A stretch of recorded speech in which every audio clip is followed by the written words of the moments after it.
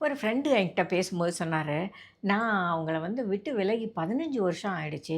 ஆனாலும் என்னால அவங்கள மறக்க முடியவே இல்ல. இன்னும் அந்த ஞாபகங்கள் என் மனசுக்குள்ளேயே தான் இருக்கு. அதை எப்படி மறக்கிறதுன்னு எனக்கு தெரியல." அப்படின்னு எனக்கு கேட்டாரு. நான் கேட்டேன், "எதுக்காக மறக்கணும் இப்போ?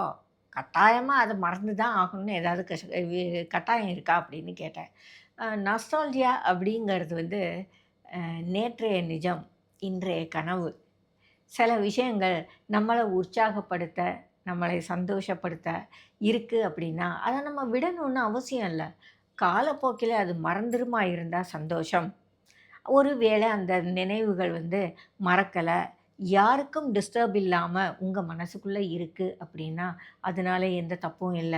ஏதோ ஒரு பூ, ஏதோ ஒரு இடம், ஏதோ ஒரு நேரம், ஏதோ ஒரு பாட்டு அவங்கள அல்லது அந்த விஷயங்கள ஞாபகப்படுத்தலாம் இல்லையா? அது ஒரு தப்பான விஷயம் இல்ல. அது உங்கள உற்சாகப்படுத்துமா இருந்தா. உங்களோட பழைய நினைவுகள் உங்கள சந்தோஷப்படுத்துமா இருந்தா, யாரையும் தொந்தரவு பண்ணாதா இருந்தால், நிச்சயமா அது கண்டிப்பா மறந்து போகணும்னு இல்ல. அது உங்க மனசுக்குள்ள இருக்கிறது தப்பும் இல்ல. அதுக்கான குற்ற உணர்வுகள் உங்களுக்கு தேவையும் இல்ல.